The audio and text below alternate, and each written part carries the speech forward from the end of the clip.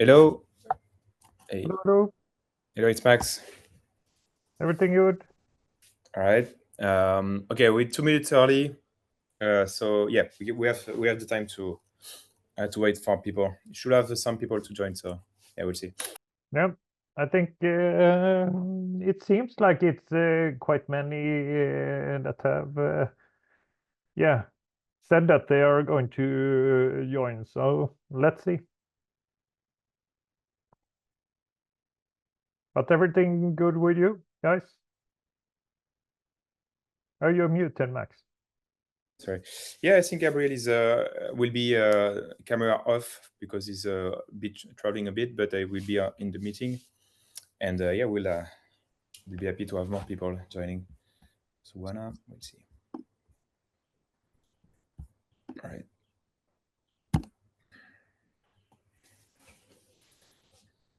All right.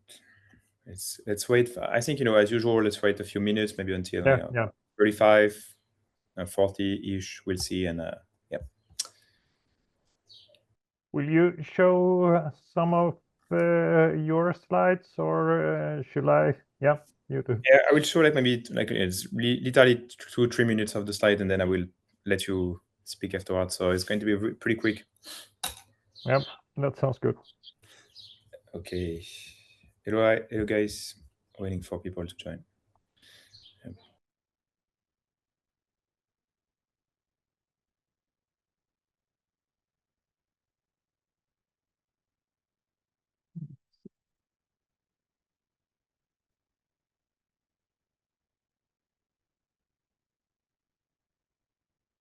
Hello, Johan. Hey, Christer. Nice to. Oh, okay. You're outside. Nice. Yes, enjoying the sunshine and the clouds at the same time. Yeah, I will go out after the workshop here. So. Nice. Yeah.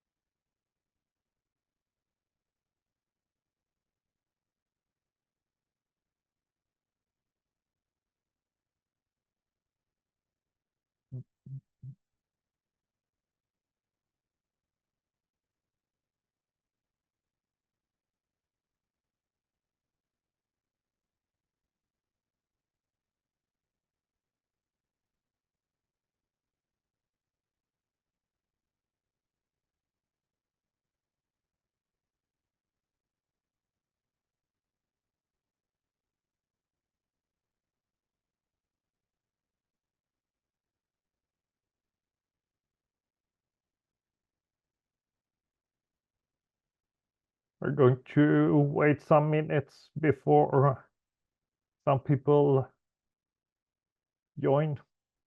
So, curious question.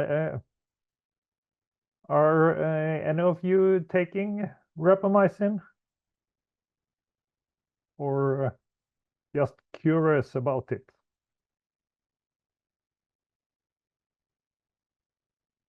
You can type in the chat if you like.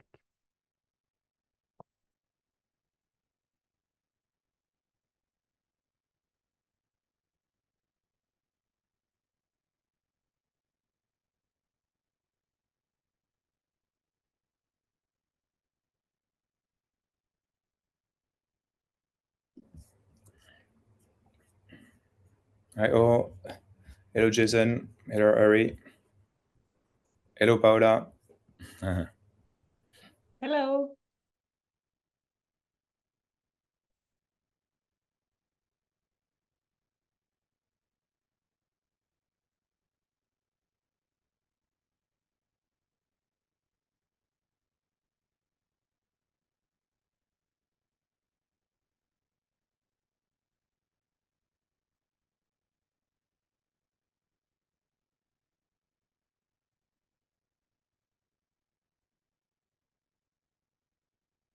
Hi, Jason.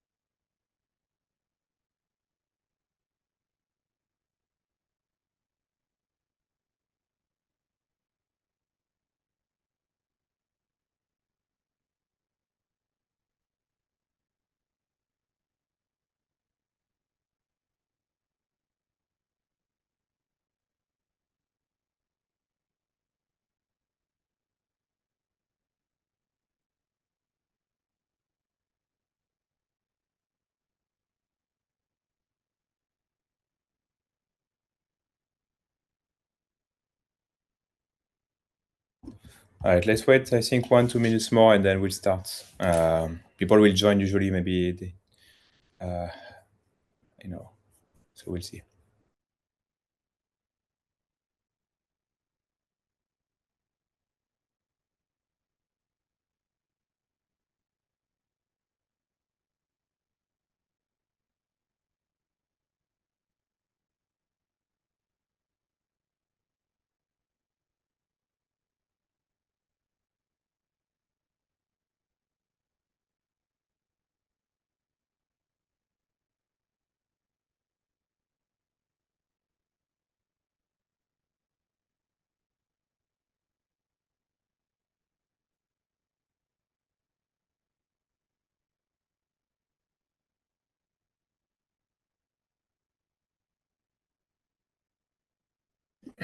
Right, I think we can start. I think it's a 5 minutes wait, and I will do a slide presentation of Ikare, and then I will give the it to you afterwards, and you can present just afterwards.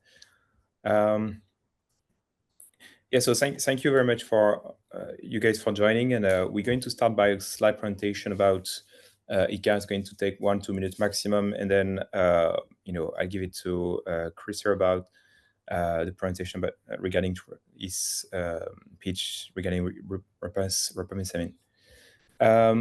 Okay, so let's start. So let's give a slide presentation, and then we'll move. So Ikare is a startup that is combining AI and coaching for longevity to help people to live longer, hopefully by providing services such as a doctor and, let's say, a doctor and a coach. So you'll have basically a doctor service, then a coach that will help you to have kind of the perfect routine, longevity routine regarding your health and emotional health, physical health, etc., and a step-by-step program on a 6 months basis, and then every 6 months you'll be able to, I would say, to improve your KPIs regarding your health. Everything is included in terms of benefits. In terms of you start with a couple of questionnaire, then you move from that to blood work, and then coaching with advice from the doctor, and then you have a month to month checkup with and follow up with the coach. Yeah, so it's there's already a couple of customers that are in the process, and that's doing great. So feel free to ping on the Ikare LinkedIn, Ikare whatever profile, and or me, and that's basically it. And yeah, so I will share to Christer, the space. So if you want to start presenting, that's all for now. Let me just stop sharing, and that's for you. Yeah, let's see here. I think.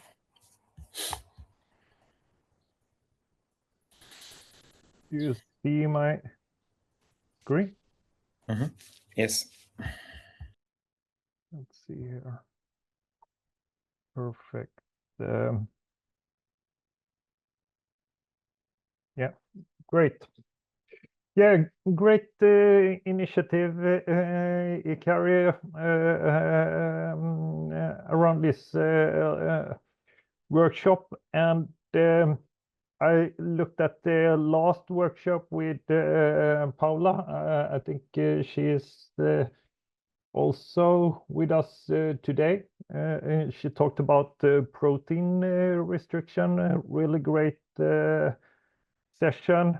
That session will be published to Ikare's YouTube channel, so I can highly recommend watching that workshop.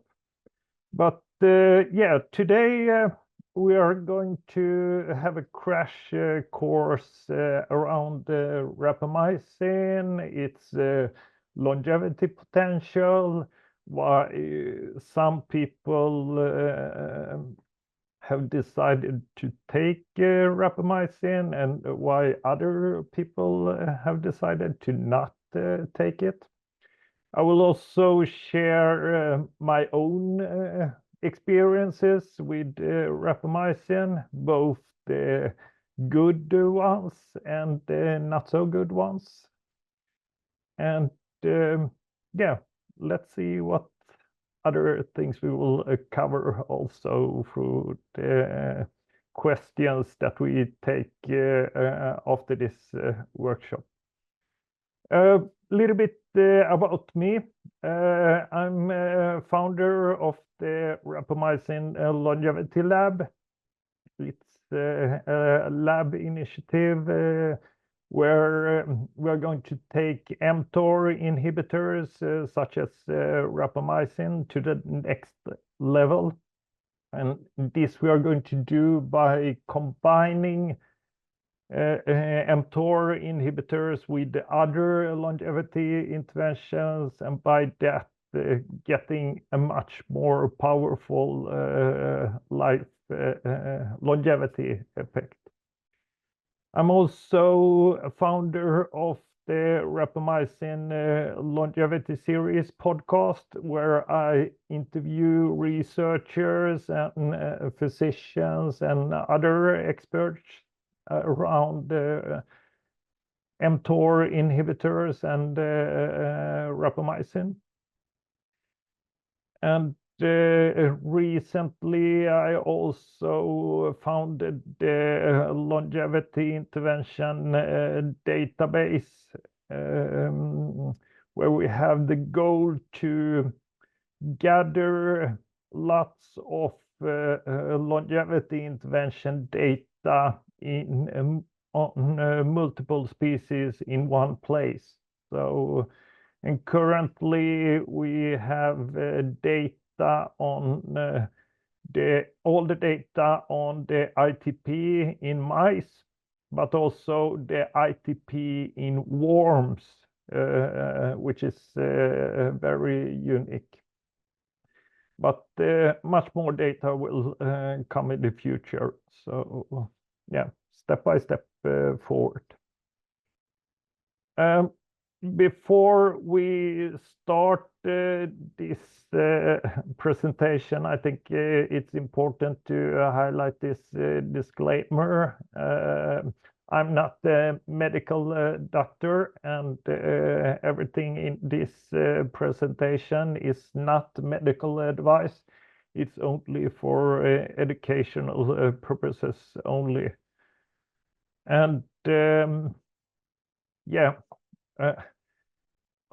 all the things you do also regarding based on this presentation is at your own risk. And so yeah, always consult a professional physician when you start experimenting with things around your health or longevity, because things can go wrong. And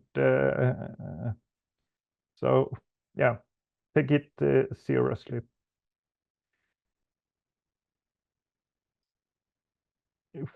This image, I think it's quite good starting point.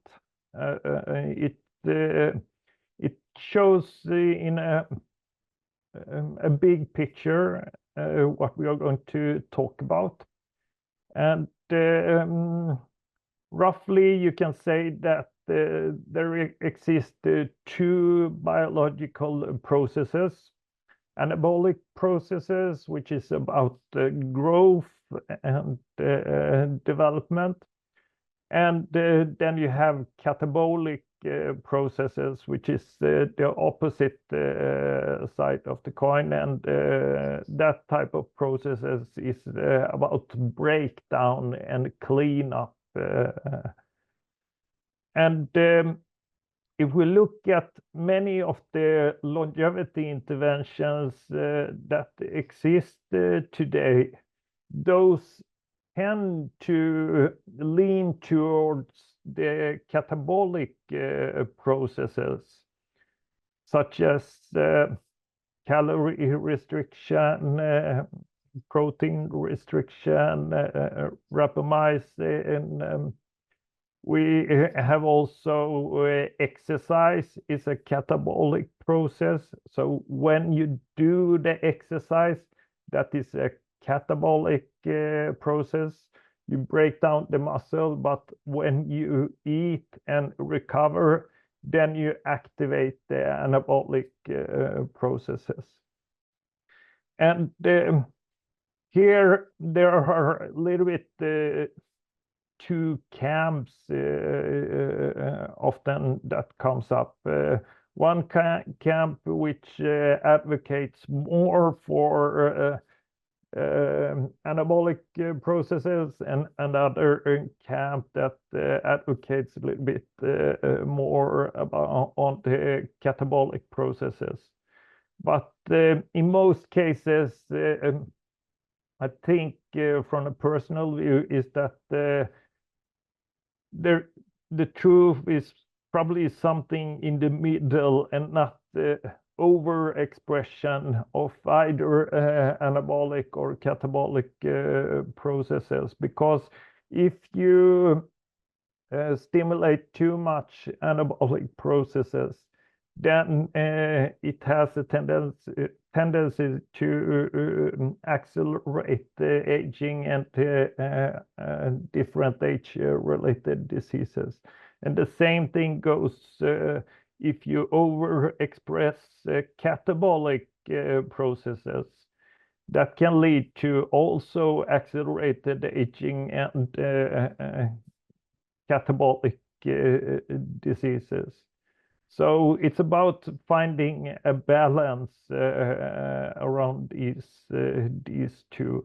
And that balance is not something that is constant because it fluctuates depending on the situation and also the specific person.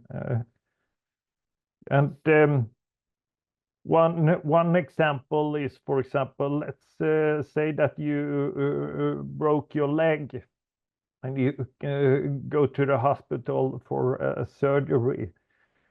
Then it's not good after that to stimulate catabolic processes like practicing calorie restriction and other things, because that will slow down the healing process. The same thing goes with if you get a wound or something like that.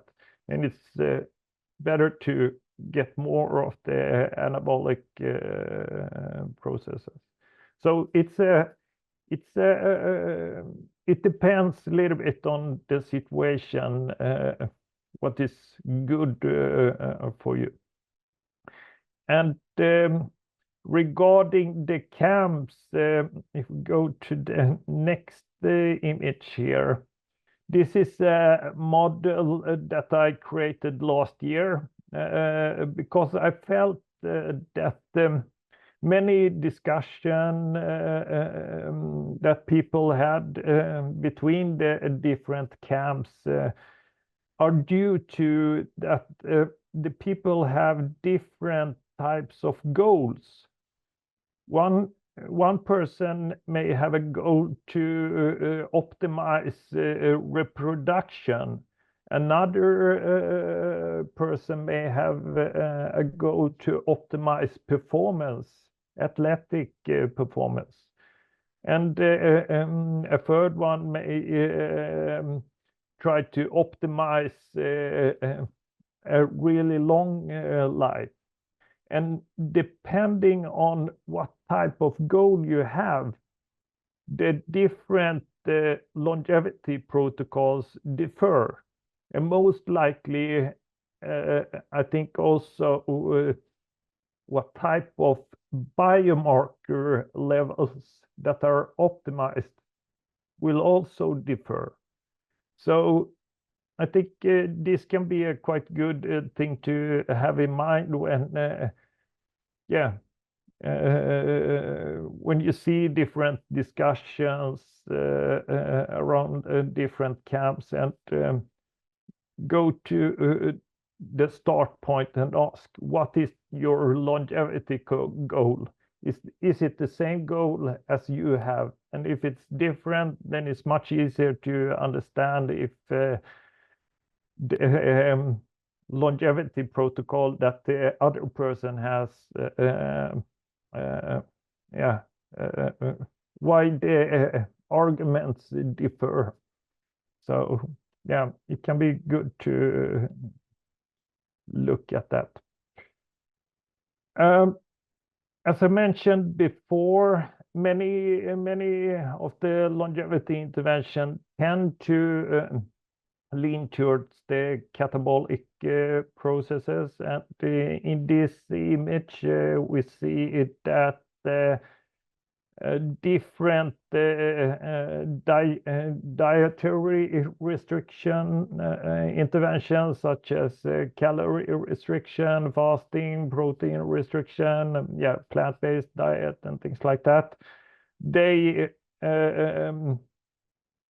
inhibit different anabolic processes like IGF-1 and insulin, and also activate catabolic processes, which is called AMPK. And those part has connections also with something which is called mTOR inhibition. And the result of that is that when we inhibit mTOR, that will lead to inhibition of the anabolic processes and activation of catabolic processes. And then we have also other interventions, as I mentioned, exercise. We have sauna, cold exposure, spicy food, and here we also have supplements and some types of pharmaceutical drugs. And those have a hormetic effect on the organism. It stresses the organism in different ways, and it can by that inhibit mTOR. The third thing we have here is the thing we are going to talk about today, and it's this box here. Here we have two types of pharmaceutical drugs. We have rapamycin, and we have also something which is called rapalogs. Rapalogs is, you can see it as very similar chemical structure as rapamycin, and both inhibit mTOR.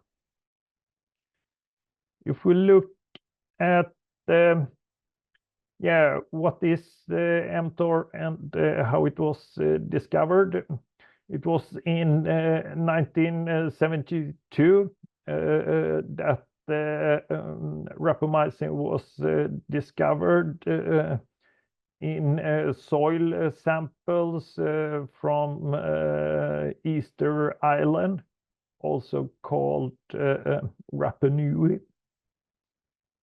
And around 1972 and 1980, there were a researcher called Søren Segal who discovered that rapamycin had anti-cancer properties, but also antifungal and immunosuppressant properties. Around 10 years after that, they discovered what rapamycin targeted, and rapamycin targets mTOR. And mTOR stands for mechanistic target of rapamycin. This was something that was discovered by researchers. I think, yeah, it was David Sabatini and also Michael Hall who did those discoveries. And in the little bit before the 2000, rapamycin was FDA approved as immune suppressant drug for preventing organ transplant reaction, because when you get the organ transplant, then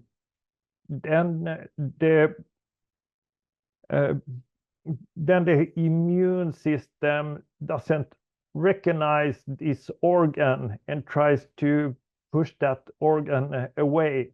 So it creates a quite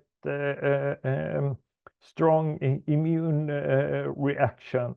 So rapamycin is a way to calm down the immune system so that it doesn't react the organ. In 2009 and forward, we have different rapalogs like everolimus, and as I said, rapalogs are similar chemical structures as rapamycin. They got FDA approved for treatment of different cancers. And in 2006, important discovery was made by Matt Cabellan and Brian Kennedy. That was the first study in yeast, which showed that rapamycin led to lifespan extension. After that, different labs also discovered lifespan extension in worms and flies. And in 2009, a big, not a big, but yeah, but it was a big milestone in the longevity field, because there exists intervention testing program, ITP, who discovered for the first time in mice that rapamycin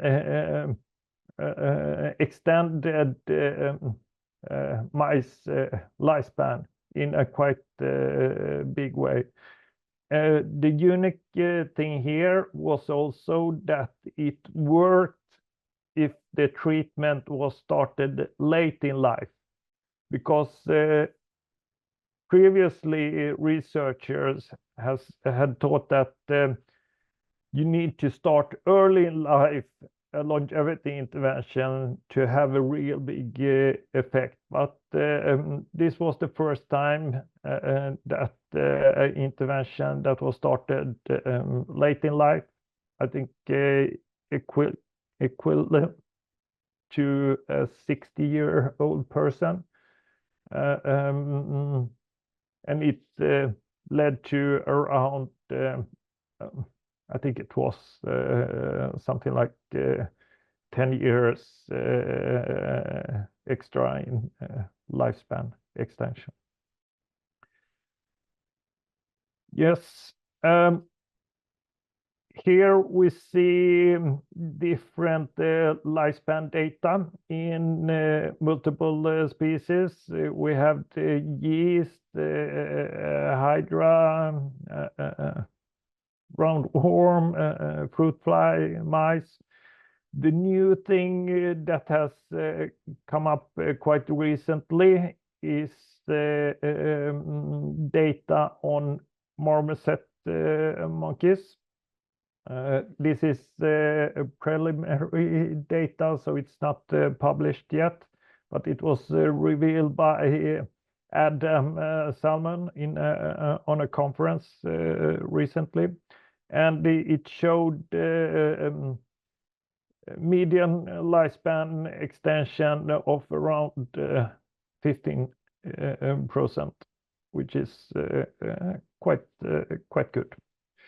And we have also some interesting data on cats and dogs, which show improvement in health span when it comes to specific heart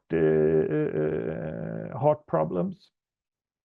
And we have also some data on mTOR inhibitors, rapalogs,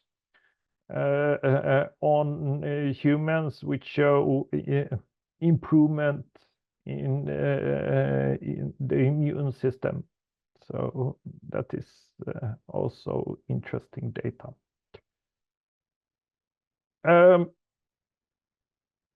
Why does the mTOR inhibition work? There are quite many different theories around this, but one theory is that if we look at the young animals, but also we can see this in humans, then we have a cycle through the day where when we eat, then we activate the anabolic processes, and when we don't eat, then we fast, and in those cases we activate the catabolic processes, and then we go up again, we eat, and then back again to the catabolic processes. And the longest type of fast is in most cases the time when we sleep. So the problem is when we get older, then the anabolic or mTOR has a tendency to get dysregulated and overexpressed. And research data in mice and rats showed that the fasting which happens doesn't create a powerful catabolic activation anymore. So that way mTOR and the anabolic processes are always activated, and that way we get also more problems, because we need to have the fluctuation between the catabolic and anabolic processes. So here researchers such as John Manick thinks that rapamycin and other mTOR inhibitors can be a solution to get the balance more in place. So more research is looking at this, but step by step we are moving forward.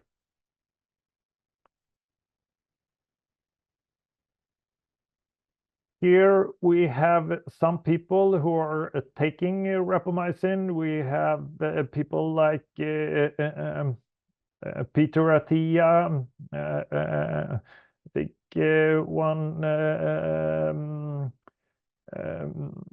big researcher is rapamycin researcher is Matt Cabellan. I can highly recommend to check him out if you don't have checked who he is. We have also one longevity physician here, Syed Salah, who is conducting one of the biggest rapamycin trials that has been done, and that result will be published quite soon. So yeah, can also be good to keep an eye on. We have also some females here who are taking rapamycin. Killen is one longevity physician that I can also recommend to check her channels out. For a full list, you can go into my X account, and there I try also to keep this list up to date.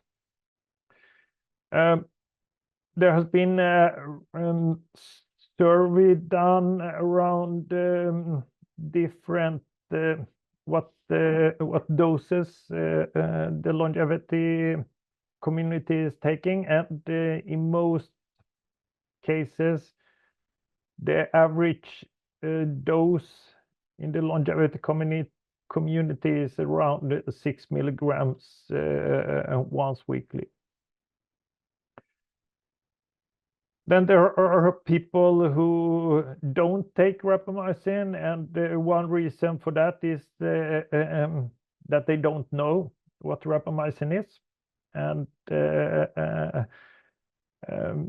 another reason is that people are afraid that it can suppress the immune system. But here it's important to take the dose protocol in consideration, because the dose protocol that is has shown decrease in immune system is based on the organ transplant patients, and that dose is from 1 to 5 milligrams daily. But the longevity community takes around 5 to 8 milligrams once weekly. So it's like saying that water is always good, but that's not true, because if you take too high dose of water, then you can get serious side effects, and you can even die from it. So that logic you can apply to almost everything in life. One other thing is that why people don't take it is because it's not FDA approved for longevity. There is also lack of human data in clinical trials, but this is not unique for just rapamycin. This is something which most longevity interventions are struggling with.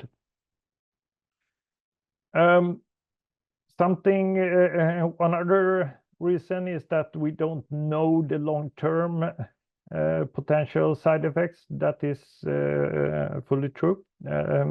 But we have data on organ transplant patients who has taken very high doses, and that data we have, I think it's probably more than 2 decades back. So, and if it would have had very serious side effects, then FDA would have withdraw the FDA approval. Some people say don't, because we don't have good biomarkers to see if it works in humans or not, then it's hard to say if it will work or not. So here we need better measurements to know if it works. and other people feel that they are too young to start taking rapamycin, and are postponing the decision. I see that the time goes a little bit fast here, but I will try to speed up a little bit. My own journey, it started in 2012 when I got shocked when I weighed myself. I weighed more than around 85 kilos, which is quite much for me. So that triggered my journey to take control of my health. And in 2006, after searching for different ways of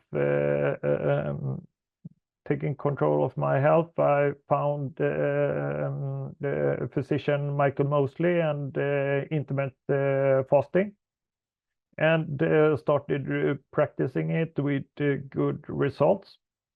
This led that I wrote 2 books about fasting. The first one is about short-term fasting, and the other one is about long-term fasting. The interesting thing here was that when I was writing the last book about long-term fasting, then I saw that there are lots of different interventions that mimic fasting and calorie restrictions in different ways. And rapamycin was one of the most promising interventions that I found. And the more I read and talked to people, I got more and more interested in the topic. And in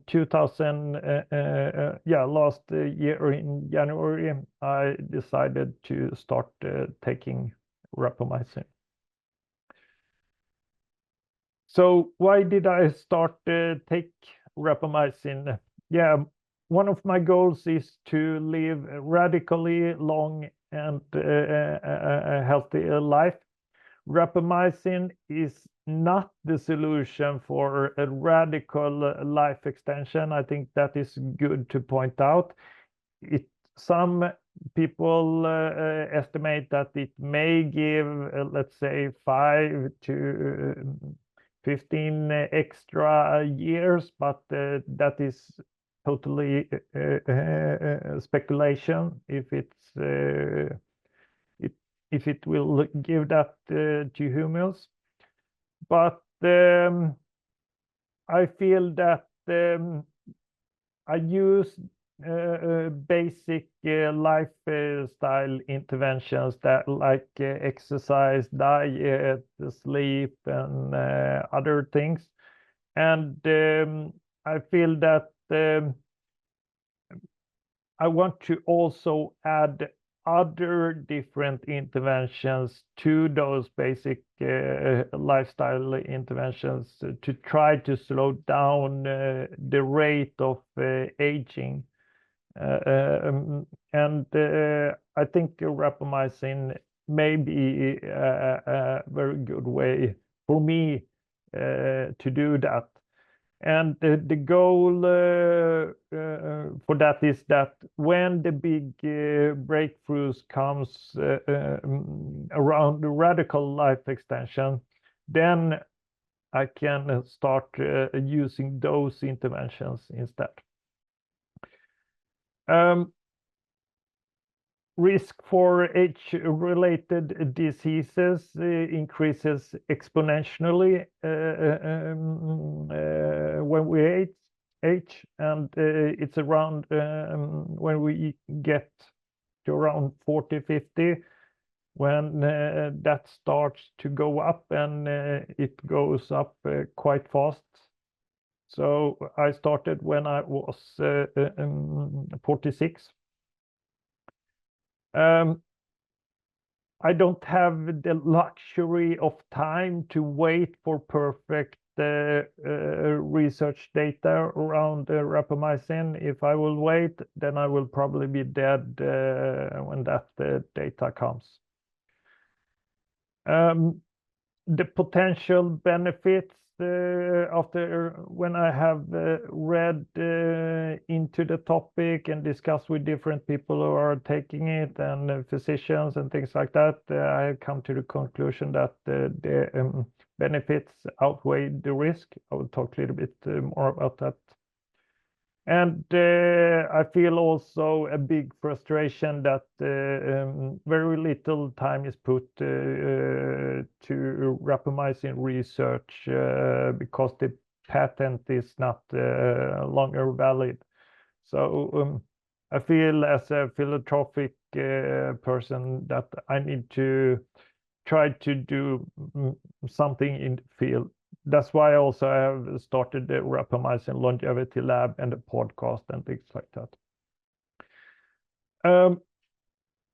How I started, as I mentioned, I started to read a lot of in the topic and discuss with people. One site that I can recommend to look up is Rapamycin News. Really good place with a discussion forum and lots of good information. I found also a physician who I work with, and because this is not something you want to do by yourself, it's important to know that this is not FDA approved for longevity, and yeah. And the physician prescribes it off-label. So yeah, I think it was also important for me to get the prescription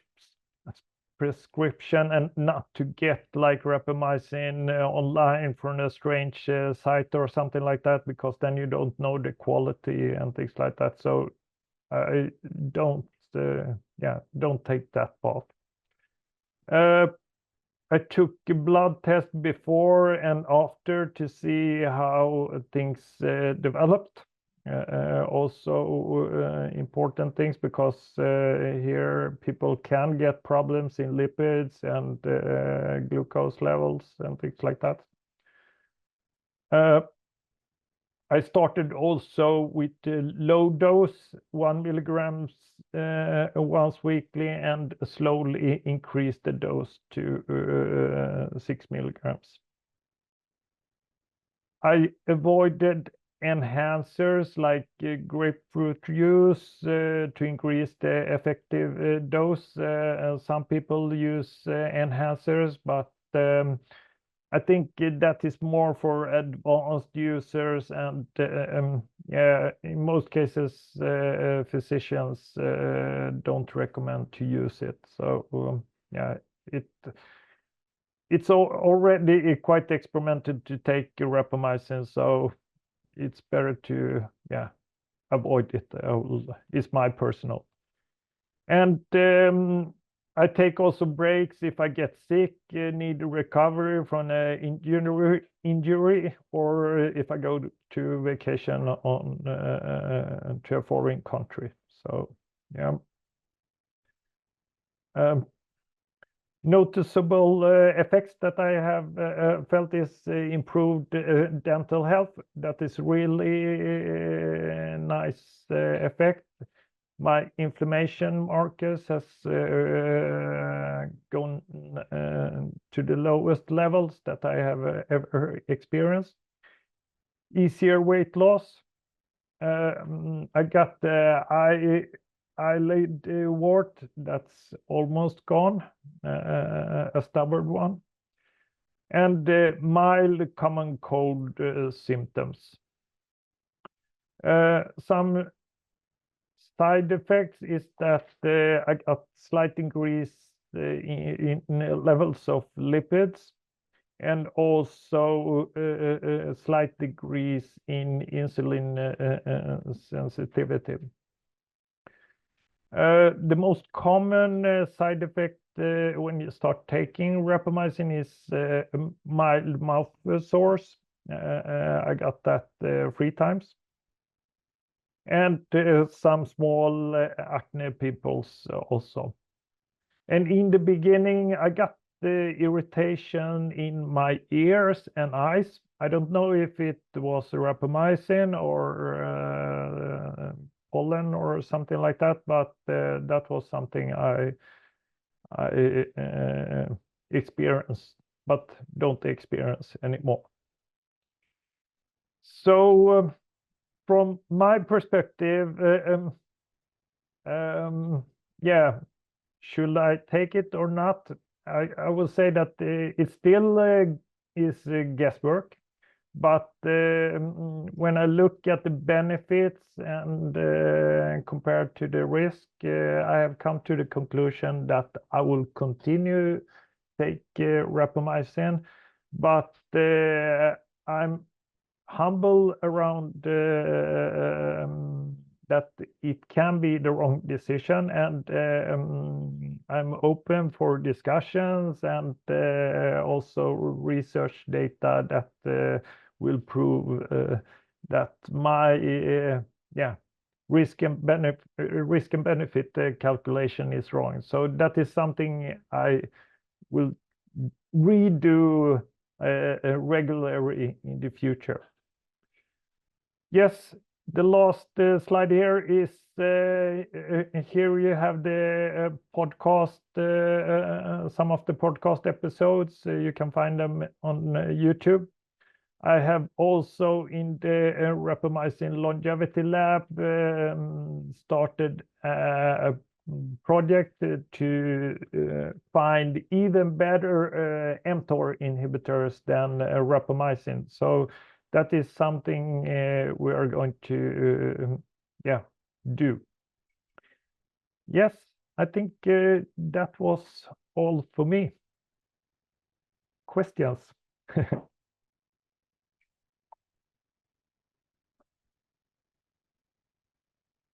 Yeah, Ari? Thank you very much, Christer, for this great presentation, and it was very, very interesting to hear everything you said today. And I'm very glad to meet you, because I follow you on LinkedIn, so I'm very glad to meet you finally live. Thanks, Gabriel and Max, for this webinar. Just a question: as you are one of the most well-informed man on rapamycin and everything that is done on it, do you follow rapamycin on anti-aging cream for topical use? Because I'm convinced that using a real anti-aging cream on our skin can have a great systemic effect on other organs. Because if you rejuvenate or slow down the aging of the skin, you can then, by a domino effect, can hope to slow down the aging of the other organs. So Yeah. do you have data on the use of rapamycin anti-aging cream? That's a very, very interesting question. I'm currently not using rapamycin cream, and I can just give a little bit background for other people here. There exists FDA-approved rapamycin cream, which has some interesting data for anti-wrinkle effects and better skin improvements. But I haven't seen any data on that the skin cream can also lead to other effects inside the body, but super interesting topic, and something that will definitely need to be researched on. So yeah, good, Ari. Yes, Gabi? Yes, Christer, great presentation. Thank you so much. I have a couple of questions, but I will just ask one and then eventually step up to the next ones after people have asked their questions. So you have presented a slide with the different animals where the rapamycin has been tested. And one of them is monkeys. And what you've shown is that 15%, and you put it, I mean, it wasn't validated or something. Can you elaborate on that study and where it is right now? Is it still ongoing? Why is it uncertain? Because monkeys are very similar to humans, so it's a very interesting proxy to look at. Yeah, the marmoset monkey, it's much more near humans than mice, for example, as you said. The thing with marmoset monkeys is that they are quite small in size, and I think the lifespan of marmoset is around 10 to not 20 years, but 15 years or something like that. And so the data that they have around the medium lifespan, it's like when half of the population has died, so they don't yet have the data for maximum lifespan effect. But they have done lots of different also health span measurements on the monkeys, and have found interesting effects on I think bone density and things like that. So yeah, that paper I think Adam will publish this year. So yeah, I'm really looking forward to it. So yep. Paula? Yes, I thank you for a wonderful presentation. I have 3 questions. Yeah. First one is regarding the skin. Also, do you have perhaps any evidence or anecdotal evidence or some case studies in people who have certain inflammatory skin conditions like psoriasis or atopic dermatitis or something which is very common in taking rapamycin, because it sounds to me like it could be beneficial for reducing the symptoms of such inflammatory conditions. Secondly, did you notice any muscle loss in taking rapamycin in yourself or in others that are taking it? And thirdly, if somebody is based in Europe, how can this person get a physician to be on board with introducing rapamycin? Is this a possibility, or is it just available in the US currently? Yep. Yeah, 3 great question there, Paula. If we start with the first one, I think there are some anecdotal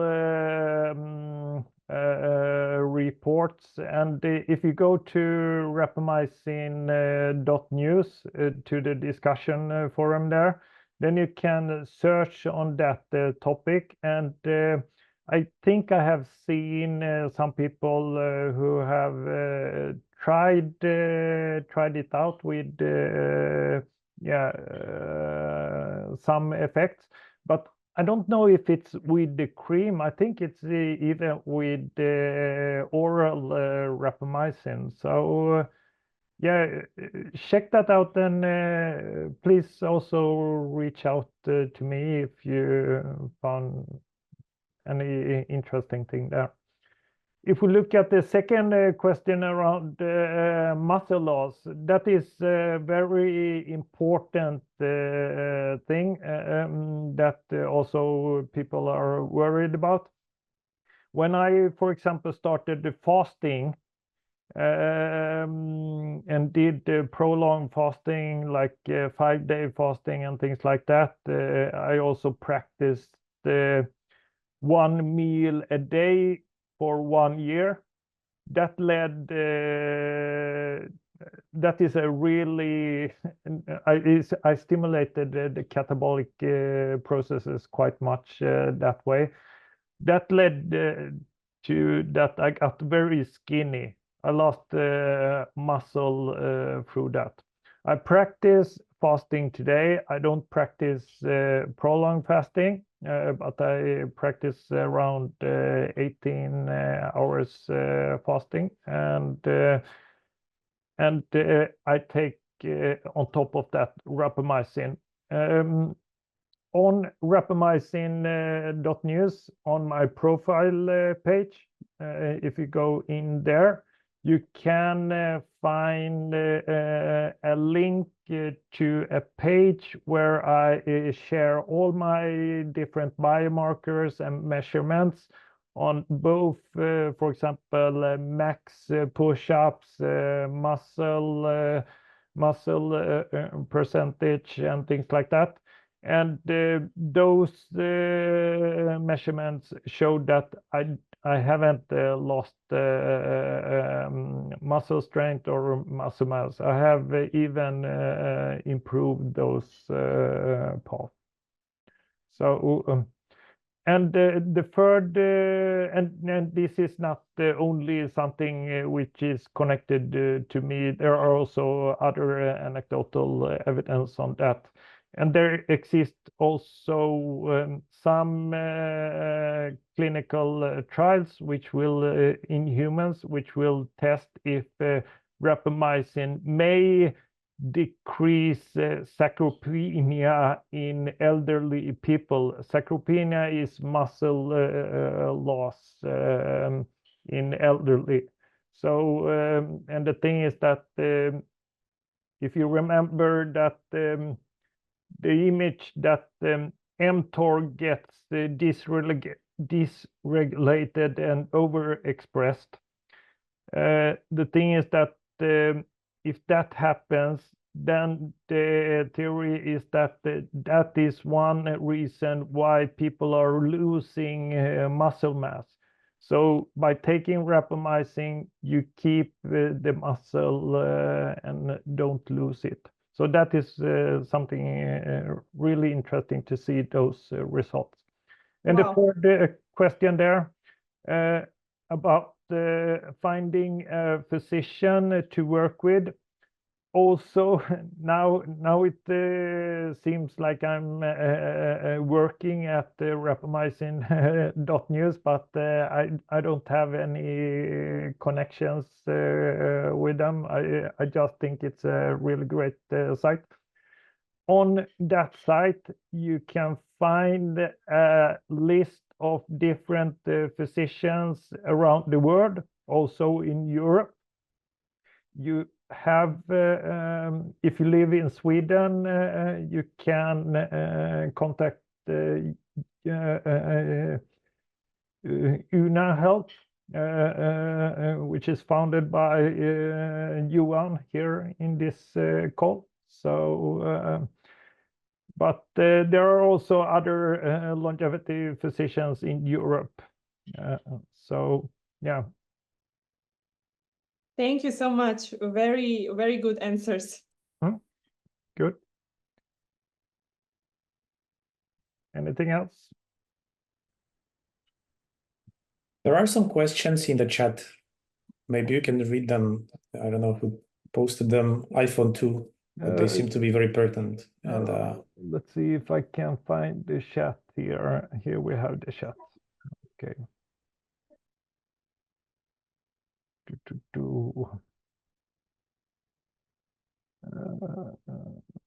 I can read them for you if you want to. Take one and I can. Okay. What is the most promising biomarker for monitoring the effects of rapamycin on aging and longevity? And what are the key mechanisms through which rapamycin exerts its anti-aging effects in human cells and tissues? That's one of them. Yeah, that is a super great question. One big problem that we have in the longevity field is that we don't have good biomarkers to validate the longevity interventions. That is one big reason why we don't have any interventions FDA approved for longevity today. So, but if we look at, for example, rapamycin, I think from my own perspective, I think the inflammation markers are interesting to look at, the high sensitive CRP levels. I think also other things like the oral health is interesting to look at. The researcher John Manick is looking at improved immune function, like seeing if you get mild common cold effects, and even if you get mild COVID effects and things like that also. So, but it's currently we don't have any good biomarkers for seeing if it works or not. And to the second part, what is the main mechanism for why mTOR inhibitors work? As I mentioned, one theory is that it may be one part that it balances the overactivation of anabolic processes, which has a tendency to happen later in life.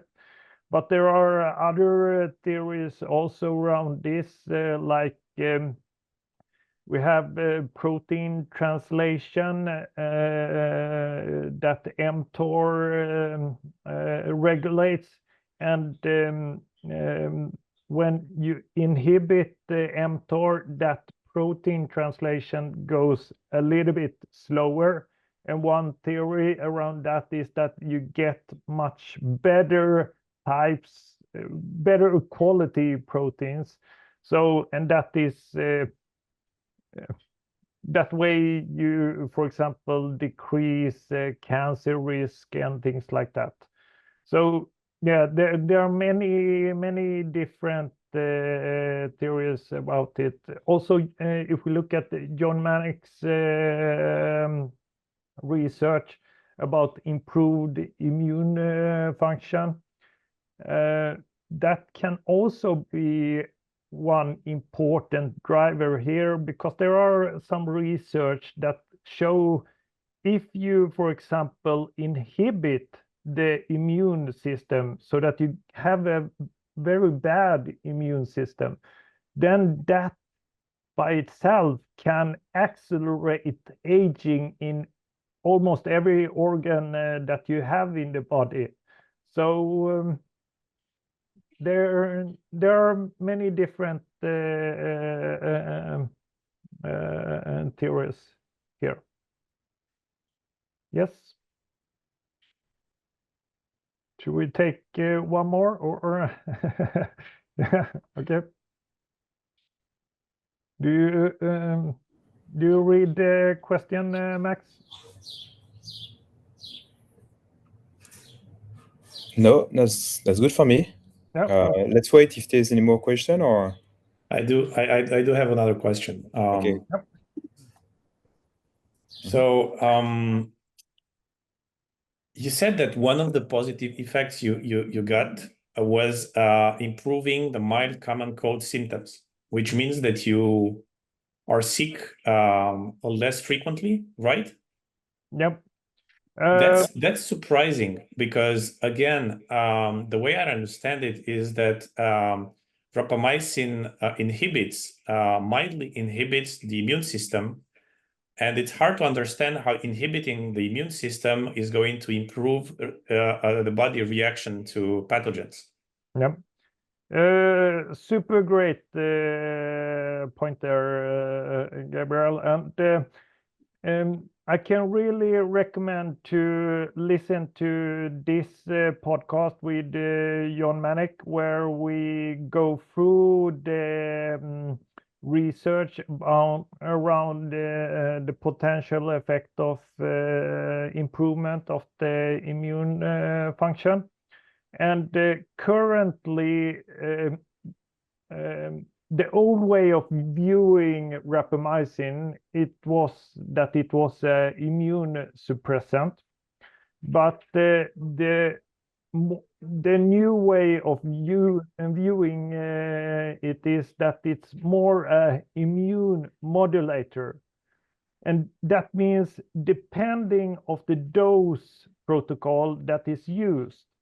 So if you take very high doses of rapamycin, then it has the immune suppressant effects.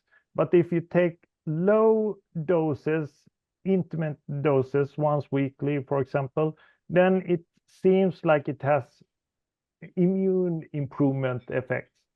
That you can also see in many other different areas in life. For example, if you exercise too much or something like that, then your immune system will decrease because you need recovery and things like that. The same thing is that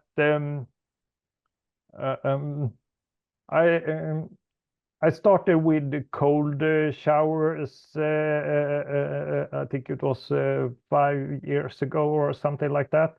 And when I overdid the cold showers, then I got the cold, especially in the beginning. So I think it's important to have the dose protocol in mind. So if you're overdoing catabolic processes, then you are not optimizing in the organism. And the same thing goes with if you're overexpressing the anabolic processes, that's the same thing. Then the organism is not in the optimal state. But yeah, I can really recommend to listen to the interview with Jon Mannig. Lots of super interesting data which she shows in both in animals and in humans.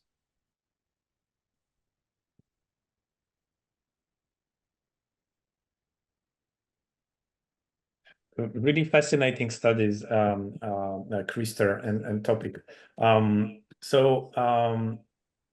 Another question is, one of the adverse effects you had, side effect, was that lipids increased, as far as I understood. What lipids exactly? Are you talking about triglycerides, HDL, LDL, all of them? The thing that increased was LDL and also ApoB. The thing that I'm worried about is the ApoB part, especially because that is not something that I want to keep on high levels. Yeah. So, but there are different ways to handle that. I mentioned also the physician Syed Salsala, and one of his experiences as a longevity physician around the rapamycin prescription to his patient is that the higher lipid levels may be caused by weight loss. So if you go down in your weight, then you get higher lipids temporary, but when the weight stabilizes, then the lipids normalizes. So I'm trying to keep a little bit an eye if that theory also works on me. So, yep. Okay, fascinating. How did you measure your insulin sensitivity decrease? It was also mentioned in the list of adverse effects. There exists a biomarker or metric which is called HOMA IR, or I think it's called. Absolutely. Yeah, and the biomarkers that you need to have for calculating that is your glucose levels, and then you also need your insulin levels. And then you add those to equation, and then you get the insulin sensitivity marker. But that is not it's quite rough marker, but it's one marker. Then you also can look at your triglycerides. It can also show how your insulin sensitivity looks like. Okay, one last question in my list is, what do you mean by oral health? You said that your oral health improved. What exactly? Yeah, great. One thing is that I have struggled almost all my life when I was teenager to late in life here with my dental health. Because I have had bleeding gum. So, and I have met lots of different dentists and dental hygienists and tried to get professional help around this, but no one has been able to help me out. They have cleaned things up. They have given me supplements and everything, but nothing has really worked. And when I started to take rapamycin, the bleeding stopped fully. And that was really fascinating. The other thing is that when I now go to my dentist, they now they give me compliment for my dental health. Like this looks really good, and so yeah. So it's a very, very interesting effect, and because dental health is also super important, because that can drive also different diseases like Alzheimer's and things like that. So if this is an effect of rapamycin, then I just need to keep taking it. There is one interesting trial which is going to be conducted by one researcher called Jonathan Ann, and also together with Matt Cablean. They are going to look at the effects on dental health and rapamycin. So that trial, I think, will start this year, because they have seen improvements around this in mice. So